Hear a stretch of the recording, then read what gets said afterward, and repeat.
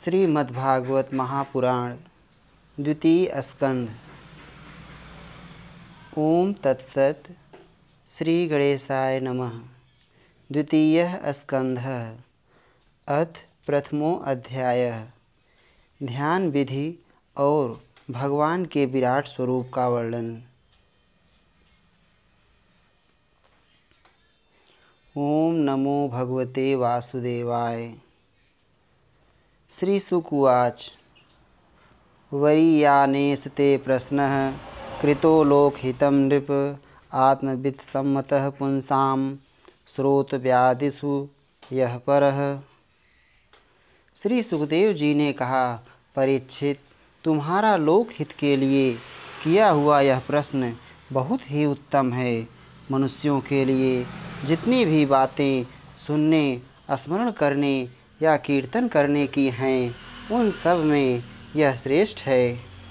आत्मज्ञानी महापुरुष ऐसे प्रश्न का बड़ा आदर करते हैं। राजेंद्र, जो गृहस्थ घर के काम धंधों में उलझे हुए हैं, अपने स्वरूप को नहीं जानते, उनके लिए हजारों बातें कहने, सुनने एवं सोचने करने की रहती हैं। उनकी सारी उम्र यूँ ही बीत जाती है। उनकी रात नींद या स्त्री प्रसंग से कटती है और दिन धन की हाय हाय या कुटुंबियों के भरण पोषण में समाप्त हो जाता है। संसार में जिन्हें अपना अत्यंत घनिष्ठ संबंधी कहा जाता है, वे शरीर, पुत्र, स्त्री आदि कुछ नहीं हैं, असत हैं, परंतु जीव उनके मोह में ऐसा पागल सा हो जाता है कि रात दिन उनको मृत्यु का ग्रास होते देखकर भी चेतता नहीं। इसलिए परीक्षित, जो अभय पद को प्राप्त करना चाहता है, उसे तो सर्व आत्मा सर्वशक्तिमान भगवान श्री कृष्ण की ही लीलाओं का श्रवण, कीर्तन और स्मरण करना चाहिए। मनुष्य जन्म का यही इतना ही लाभ है कि चाहे जैसे हो, ज्ञान से, भक्ति से अथवा अपने धर्म की निष्ठा से जीवन को ऐसा बना लिया जाए कि मृत्यु के समय भगवान की स्मृति अवश्य बनी रहे। परीक्षित, जो निर्गुण स्वरूप में स्थित हैं एवं विधि निषेध की मर्यादा को लांघ चुके हैं, वे बड़े बड़े ऋषि मुनि भी प्रायः भगवान के अनंत कल्याण में गुण गणों के वर्णन में रमे रहते हैं। द्वापर के अंत में इस भगवत रूप अथवा वेद तुल्य श्रीमद्भागवत नाम के महापुराण का अपने पिता श्री कृष्णद्वैपायन से मैंने अध्ययन किया था। राजर्षि, मेरी निर्गुण स्वरूप परमात्मा में पूर्ण निष्ठा है, फिर भी भगवान श्री कृष्ण की मधुर लीलाओं ने बलात् मेरे हृदय को अपनी ओर आकर्षित कर लिया। यही कारण है कि मैंने इस पुराण का अध्ययन किया। तुम भगवान के परम भक्त हो, इसलिए तुम्हें मैं इसे सुनाऊंगा। जो इसके प्रति श्रद्धा रखते हैं, उनकी शुद्ध चित्तवृत्ति भगवान श्री कृष्ण के चरणों में अनन्य प्रेम के साथ बहुत शीघ्र लग जाती है। जो लोग लोक या परलोक की किसी भी वस्तु की इच्छा रखते हैं या इसके विपरीत संसार में दुख का अनुभव करके जो उससे विरक्त हो गए हैं और निर्भय मोक्ष पद को प्राप्त करना चाहते हैं, उन साधकों के लिए तथा योग संपन्न सिद्ध ज्ञानियों के लिए भी समस्त शास्त्रों का यही निर्णय है कि वे भगवान के नामों का प्रेम से संकीर्तन करें। अपने कल्याण साधन की ओर से असावधान रहने वाले पुरुष की वर्षों लंबी आयु भी अनजान में ही व्यर्थ बीत जाती है। उससे क्या लाभ? सावधानी से ज्ञानपूर्वक बताई हुई घड़ी दो घड़ी भी श्रेष्ठ है, क्योंकि उसके द्वारा अपने कल्याण की चेष्टा तो की जा सकती है।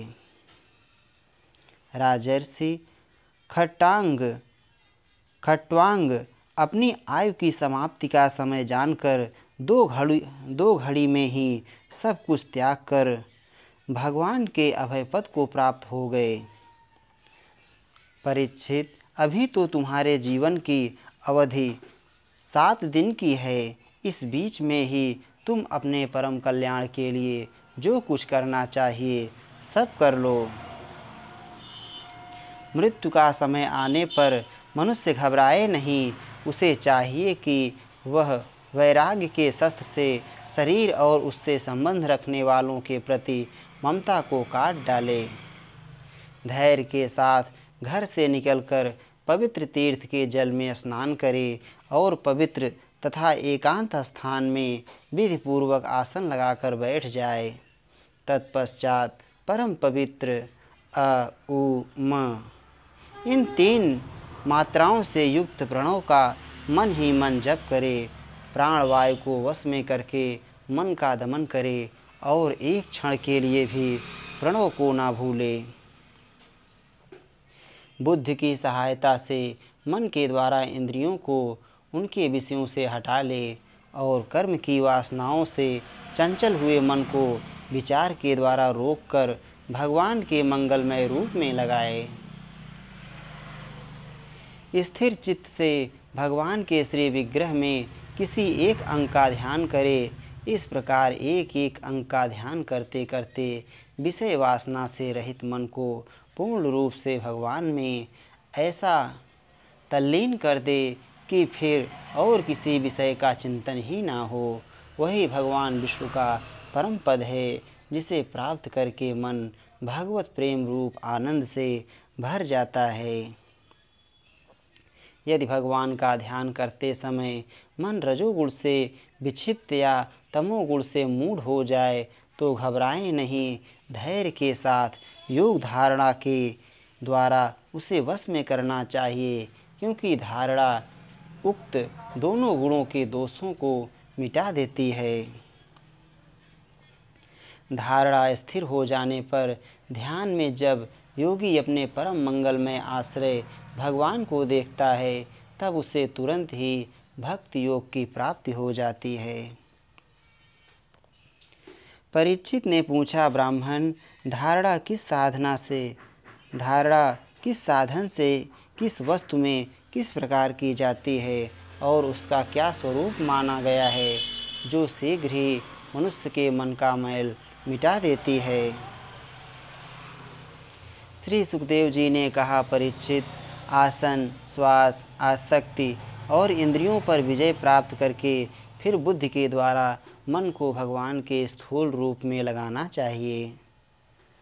यह कार्य रूप संपूर्ण विश्व जो कुछ कभी था, है या होगा, सब का सब जिसमें दिख पड़ता है, वही भगवान का स्थूल से स्थूल और विराट शरीर है। जल, अग्नि, वायु, आकाश, अहंकार, महत्त्व और प्रकृति, इन 7 आवरणों से घिरे हुए इस ब्रह्मांड शरीर में जो विराट पुरुष भगवान हैं, वे ही धारणा के आश्रय हैं। उन्हीं की धारणा की जाती है। तत्वज्ञ पुरुष उनका इस प्रकार वर्णन करते हैं। पाताल विराट पुरुष के तलवे हैं, उनकी एड़ियाँ और पंजे रसातल हैं।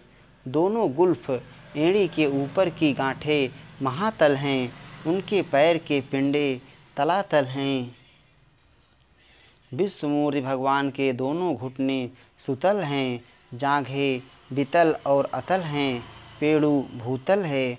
और परीक्षित, उनके नाभि रूप सरोवर को ही आकाश कहते हैं। आदि पुरुष परमात्मा की छाती को स्वर्गलोक, गले को महरलोक, मुख को जनलोक और ललाट को तपोलोक कहते हैं। उन सहस्र सिर वाले भगवान का मस्तक समूह ही सत्यलोक है। इंद्र आदि देवता उनकी भुजाएं हैं, दिशाएं कान और शब्द श्रवणेंद्रिय हैं। दोनों अश्वनी कुमार उनकी नासिका के छिद्र हैं, गंध घ्राणेंद्रिय हैं और धधकती हुई आग उनका मुख है। भगवान विष्णु के नेत्र अंतरिक्ष हैं, उनमें देखने की शक्ति सूर्य है। दोनों पलकें रात और दिन हैं। उनका भ्रू विलास ब्रह्मलोक है, तालु जल है और जिह्वा रस। वेदों को भगवान का ब्रह्मरंध्र कहते हैं और यम को दाढ़ें। सब प्रकार के स्नेह दात हैं और उनकी जगन मोहिनी माया को ही उनकी मुस्कान कहते हैं। यह अनंत सृष्टि उसी माया का कटाक्ष विक्षेप है। लज्जा ऊपर का होंठ और लोभ नीचे का होंठ है। धर्म स्तन और अधर्म पीठ है। प्रजापति उनके मूत्रेंद्रिय हैं। मित्रावरुण अंडकोश हैं। समुद्र कोक है और बड़े बड़े पर्वत उनकी हड्डियां हैं। राजन विश्वमूर्ति विराट पुरुष की नाड़ियाँ नदियाँ हैं। वृक्ष रोम हैं। परम प्रबल वायु श्वास है। काल उनकी चाल है और गुणों का चक्कर चलाते रहना ही उनका कर्म है। परीक्षित बादलों को उनके केस मानते हैं। संध्या उन अनंत का वस्त्र है। महात्माओं ने अव्यक्त मूल प्रकृति को ही उनका हृदय बतलाया है और सब विकारों का खजाना उनका मन चंद्रमा कहा गया है।